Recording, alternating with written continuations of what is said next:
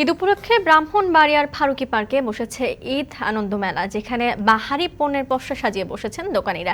এ নিয়ে আরো জানাতে যুক্ত হচ্ছেন সহকর্মী আজিজুল সঞ্চয়। সঞ্চয়, আনন্দ মেলায় কি কি দেখতে পাচ্ছেন, কি কি পাওয়া যাচ্ছে সেখানে এবং বেচাবিক্রি কেমন হচ্ছে, ব্যবসায়ীরা কি বলছেন?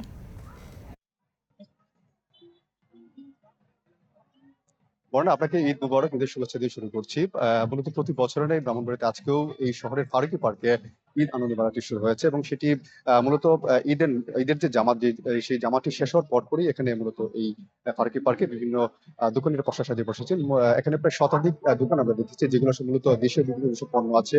এছাড়া মূলত প্লাস্টিক, তারপরে যে কাঠের তৈরি এবং মাটির যেসব জিনিসপত্র আছে সেসব জিনিসপত্রের দোকানও কিন্তু এখানে আমরা দেখেছি। এছাড়া বিভিন্ন খাদ্য সামগ্রীর দোকান আমরা এখানে আমরা দেখেছি। এখানকার যারা ব্যবসায়ী যারা আছেন, আমরা তাদের সঙ্গে কথা বলেছি, যারা আসলে দোকানি মূলত শহরের বাইরে থেকেই কিন্তু আসলে দোকানিরা এখানে এসেছেন। তাদের সঙ্গে আমরা কথা বলেছি। তারা যেটি বলছেন যে আসলে আজকে ঈদ উপলক্ষে এখানে বেচাকেনা বেশ ভালোই হচ্ছে এবং তারা এক একটি দোকানে আশা করছেন 30 থেকে 40 হাজার টাকা পর্যন্ত তাদের বেচাকেনা হবে।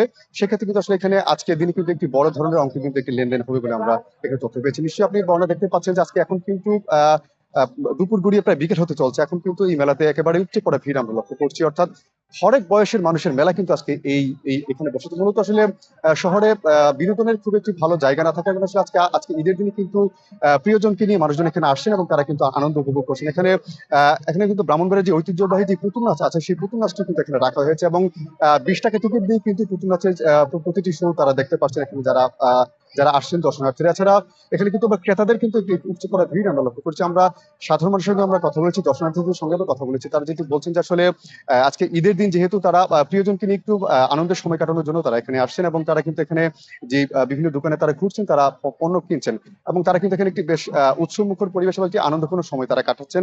একটু জানিয়ে রাখি বর্ণা, এখানে কিন্তু জেলা প্রশাসন কিন্তু এখানে সহযোগিতা আছে। প্রতি বছর কিন্তু আসলে এই ধরনের মেলা আয়োজনের ক্ষেত্রে জেলা প্রশাসন থেকে একটি সহযোগিতা কিন্তু দিয়ে থাকে। বর্ণা, আর কি তথ্য থেকে দিয়ে রাখি যে ব্রাহ্মণবাড়িয়াতে আজকে কিন্তু প্রায় 1400-র মতো কিন্তু ঈদ জামাত অনুষ্ঠিত হয়েছে এবং ব্রাহ্মণবাড়িয়াতে এই ঈদ জামাতকে ঘিরে এবং ঈদের আনন্দকে ঘিরে যেন কোথাও কোনো ধরনের বিশৃঙ্খলা তৈরি না হয়, সেই জন্য কিন্তু জেলা পুলিশের পক্ষ থেকে প্রায় 2 স্তরের নিরাপত্তা ব্যবস্থা নেওয়া হয়েছে। আমি কথা বলেছিলাম ব্রাহ্মণবাড়িয়ার পুলিশ সুপার মোহাম্মদ শাখাস হোসেনের সঙ্গে। তিনি যেটি বলছেন যে আসলে তারা কিন্তু পোশাকের এবং সাদা পোশাকের 2 ধরনের পুলিশে কিন্তু তারা মোতায়েন রেখেছেন।